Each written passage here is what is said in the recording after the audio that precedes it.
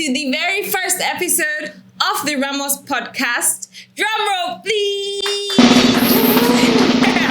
My name is Glory, your host, and on this episode or on this podcast, we'll be bringing you the hot gist, the happenings, the insights going on in the real estate industry. And today, with me here is our very own CEO. Who else would we have called to start this really? Our very own CEO, Ramos Adeyinka himself. Yeah. Welcome to the show. All right, so Ramos, tell us about yourself. Well, my name first, Adeyinka Ramos. I know most people don't really know about the Adeyinka, right? Because everybody calls me Ramos. So Adeyinka is the first name, Ramos is the surname, from Lagos State, Igbo Shere to be precise, and I'm a realtor / developer. /CEO. That's all. Yeah, all right. So tell us, did you always want to get into the luxury real estate, or was it something that just happened along the way? How did it? The second option, the one that just happened along. It did just happen. Also, you really weren't planning on getting into this path. The first time I ever saw real estate was on Twitter, and this was probably 2014. Oh. And somebody was writing something about real estate, and I was just reading, I'm like, what the heck? Please. And I scrolled out because I didn't understand what he was saying. Probably the explanation was not, so I didn't know anything about real estate. But what I can tell you is, when I was quite younger, I used to daydream about having probably a company and they all dressed in black. Hey, look at us now. And white, and they all had like fancy cars, and those car colors were black. So I think we already have the black dress going on. Yeah. I think the fancy cars are coming next. Yeah. Hey. So okay. So I think I bought into real estate. It was online. I got into real estate. Wow. Yeah. Okay. Wow, that's interesting. Yeah. All right. So tell us. I'm really curious. What was the most expensive house? I mean, because now I know you're not doing being a realtor or a real estate agent. You're now into developments. Mm-hmm. So when you were, in that space, what was the most expensive house you sold, and how did you feel about that? Well, I'll say the most expensive house, or I'll say houses, because there was a time I sold one in phase one, and it was three. It was three, and they were like about 250 million per unit. So I think that was my first sale in phase one. So wow. the lady was a woman, actually, an old woman. She bought about 303 units. So for me at that time, it was like the most expensive, because everything was worth up 700 million, right? But she later denied me that I was the one that took her there. Wow. Yeah. How did that make you feel? It's part of the ups and downs of real estate. When you pray and you are praying for that one deal that will turn you to a millionaire, I think it's almost like a myth especially for newbies, because you go that I just need one deal, Yeah. And there's nothing like one deal. Yeah. Not just Nigeria, even abroad, there's not like one deal. But I sold this house. The people, I think they corrected with even the people in charge of the house. Like there was, developers don't have system to how they operate. You just have a banner, and you have to call. And sometimes you're not speaking to the developer, you're speaking to someone else. So the term sidelined. I was almost sidelined. And literally, on the day of closing, my spirit just said, Ramos, because we had a meeting. It was a meeting. Mm-hmm. It was a meeting. We'll be here at 11, right? And guess what? I was there at 10, but I was not at the house. I was somewhere else. I said, let me just eat 10 because I'm 1 hour early, Then my spirit just said, Ramos, leave here and go there. And this was almost 40 minutes before time. I didn't finish the food. I just went. When I went, the gatesman was like, you just leave here now. You're late. I'm like, huh? Leave where to where? Leave to go what? Whoa. I think it was to meet the developer actually. Wow. I think he wanted to pay that day. I think she had already even paid or something. And I was in my suit. I had to drive with speed, And I got there, and when you just storm somewhere, like there was a meeting, I just stormed in. And I could see the discomfort in the client's face, like, this boy is here again. And the developer was like, hey, what's up? What's going on? I think he knows me because we spoke. Yeah. And I'm like, I don't know what's going on myself, And it was the developer that actually sorted it out. And this woman wrote a check of 500,000 naira to me. You know. After saying Long story. units. You say 3 units, 700 and something million. In I can imagine. Yeah, oh my so God. Wow. So I hear you talking about real estate, luxury real estate a lot, right? So tell me, what does luxury mean to you? well, I will say 3 words for me. Comfort, creativity, elegance, which are those are the like most important factor of comfort. Those are what define comfort, right? Yeah. You have to do what you're doing for. You have to create for with a special type of goal. Yeah. Comfort. It has to make people happy. I mean, it has to connect with people, right? And then elegance. You have to make them look, Dapper. yeah. The beautiful example for comfort will be Rolls Royce. Yeah. Creativity will be iPhone, and I think elegance should be Burj Khalifa. Do you agree? I do agree. Does it make sense? It does make sense. Okay, so I mean, with this now, do you think that real estate, or rather luxury, I keep saying real estate, gosh, I'm a realtor, guys, forgive me. All right, do you think that luxury can be affordable? Do you? I'm sorry to laugh about that, but Okay. it can be affordable, definitely. Probably the older version of luxury, right? But to be honest, luxury is made for the 1%, for the rich. You understand? But then sometimes it can be affordable, but now with luxury comes a lot of expenses. True. So for you to be able to afford it, you have to be rich. Average, I don't think so. Probably the old version of the luxury. Because a Rolls Royce of 1990 something is how much today. You can afford it now. It was once a luxury, right? But now, can you afford the 2022 of a Rolls Royce? Yeah, you can. You can. You say yes, I can. Oh, yes, I can. Yeah. So that's it. Wow. It's for the rich. Well, you heard that, guys. All right. So I've noticed that. I mean, hey, we're in the business, right? So we noticed that with the cost of housing in Lagos, a ton of people are still trooping in to Lagos. So it's more like how do I put this? More like more people coming in and then less apartments. Do you understand? So it's more like developers are building more single units now, more detached homes, semi-detached homes. And if you're a bachelor or a spinster, I'm not sure you would need that amount of space, like 5 bedrooms, 4 bedrooms. Most of them just want 1 bedroom, 2 bedrooms. Do you think there's a market for that apartment? Yes, there is. There's a lot of market. There are a lot of 2 bedrooms, 3 bedrooms. The only problem you have is just the affordability. Because when you say people move to Lagos, which people move to Lagos, right? Because you're talking about a country with most of its population being poor, living below their wages, or living below the standard of living. Sorry. Who are these people moving? Are they billionaires? No, really. To me, not really, because Lagos is the business hub of Nigeria, right? And most people that come to Lagos are coming for a better life. Probably they are not comfortable with what they are because the traffic. Who wants to live where you are coming to? The problem is you have these flats, you have these houses, but not everybody are able to afford it. So we have this bridge between the rich and the poor, and the problem is just our financial institution. That's all. We don't have the help these average people need to be able to afford these houses.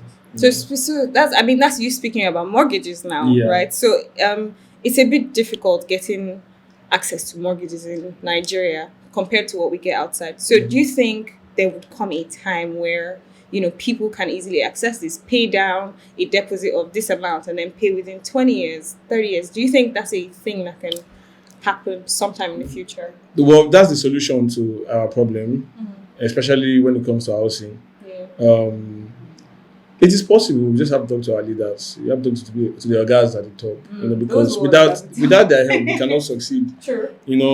So it's possible for us in Nigeria to be able to have a better mortgage system, to be able to better financing for the people, because apart from even housing, I would say it's like one of the biggest purchases for human being when it comes to when it comes to buying. If you want to buy a house, it's a big deal for you, right? Let's talk about phone. You should be able to pay like 20%, afford just 20% of your phone and be able to spread payment within even 10 years. The little things actually matter.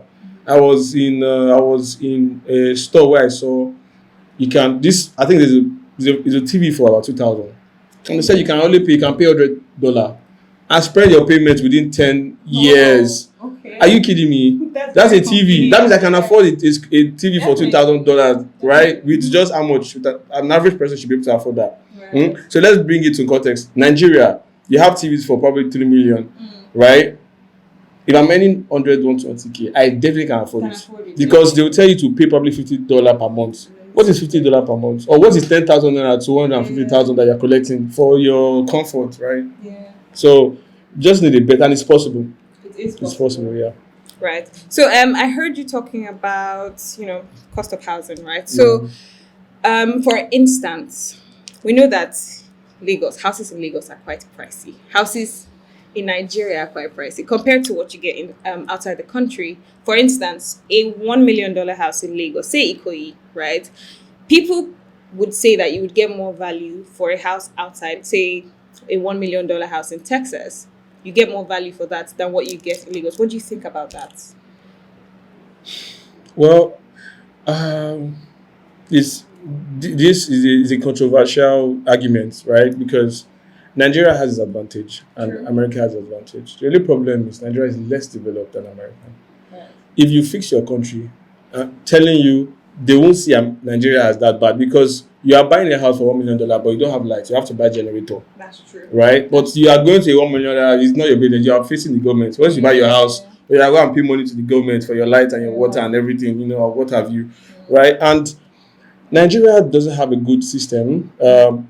Doesn't have a good checkmate system, to check the people developing these houses. In America, you have to have a license to be a developer. Well, you need a contractor, and your contractor needs a license to be a developer, right?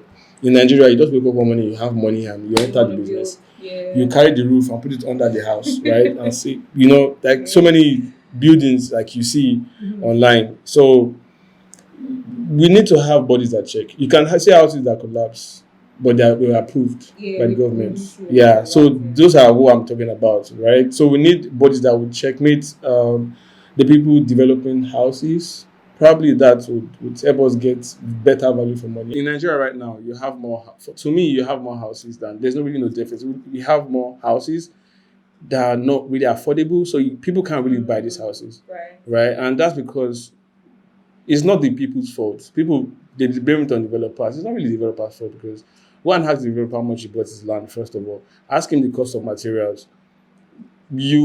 Bill of quantity don't even work anymore in this country. No. Bill of quantity does not work. Nobody does it because you try it and you get shot in the foot with it. So nobody does bill of quantity, and it's a very important factor of building a house. So we have a lot of inflation. So it's not possible for you to, make your house affordable for people. Right, you have to go with the market, the real estate market, the real estate value at that particular point in time. So it just has to do with poor financial institutions. That is mortgages available for the people to be able to buy a house. If you weren't going to be a realtor or a developer, what would you have wanted to do? What would your dream job have been? That's a trick question. Okay. To shock you, if I say footballer. I did not see that one coming. Yeah, nobody ever see that coming. I was a goalkeeper in my school. Number one, this used to call me Oliver Kahn. So when my mom used to come to school, then Oliver Kahn over the Kahn, she was like, who is Oliver Kahn? My son Oliver Kahn, who is Oliver Kahn? She always asked me, who is that? Because I was the keeper at I think my final year, my final SS3. I became the captain of the team, right? And that was a huge deal for me. Like I saw myself, I wasn't good in school, right? But that one, I was like the best. The way they see you is different from, when you're smart in school, everybody says, you're the smart one. When you're not smart in school, they're like, nah, this one. You don't want to show you that you don't know book. You don't want to be showing person answer. You'll say, Ramos, let me see your. Ooh, nah. It's me that will be saying, Alpha, open your paper now. You know?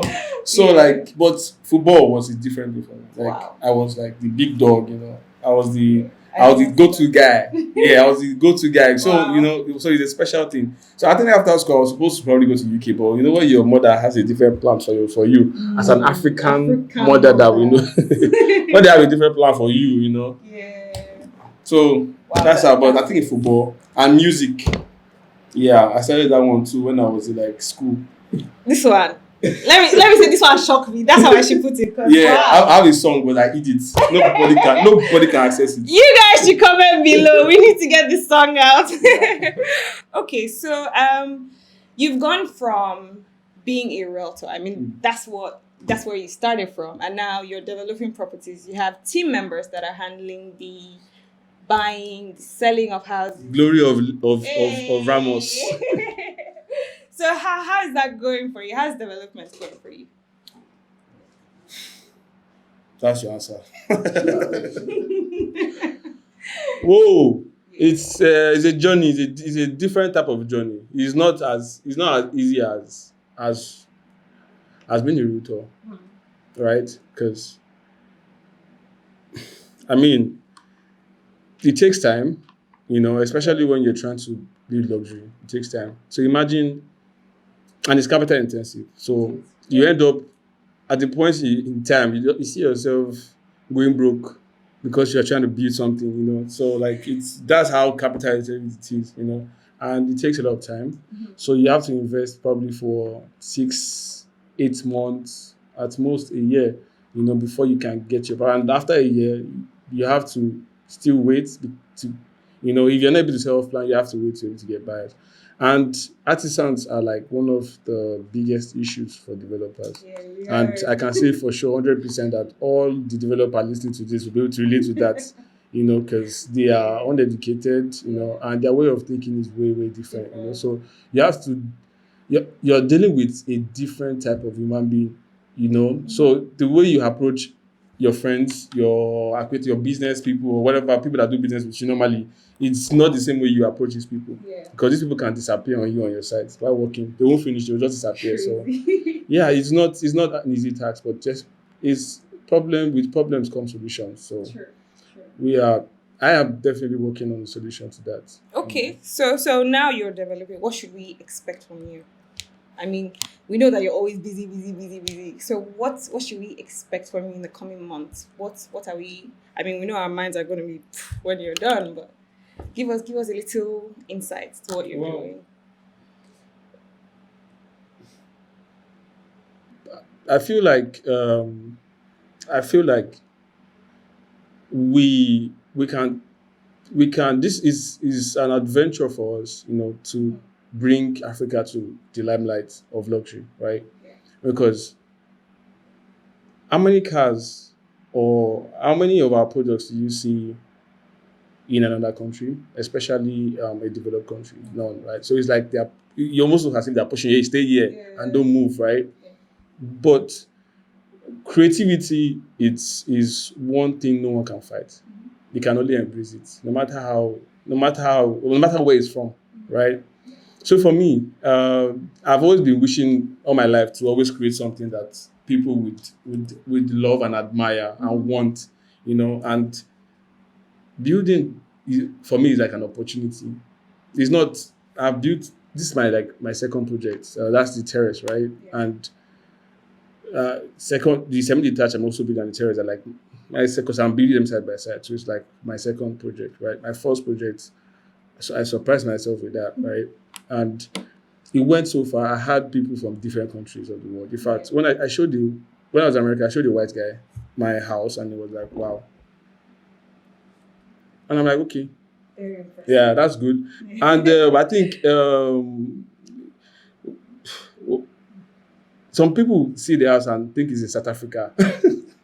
True, I agree. So that's a challenge. So I found out that we are way behind when it comes to development. We are way behind. Like I see houses and I don't blame anybody for anything. You know, people are trying to make money. So we focus mainly on money in this country. We don't focus on value. You know, so it's taking us like 3 steps backward. So for me, building is an adventure to pour my heart out. So expect the best luxury, I guess.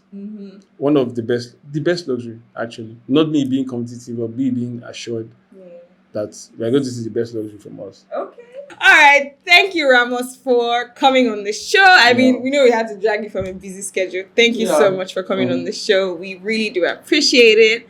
All right, guys. To get more episodes of this podcast, all you have to do is to click on the notification bell to get notifications as well. Like the post, subscribe, and also comment. We need your comments so we can get more episodes out there. All right. So you can also visit us on Instagram at Ramosoflagosrealty as well, and you would see a lot of episodes on there as well. You'd also get to see houses that you can purchase. We sell houses. Lots of houses. All right. So, guys, we can't wait to see you on the next episode. We are super excited to have started this podcast, and we will be dropping weekly updates. Okay. So, like I said, turn on your post notifications and enjoy the rest of your day. Bye.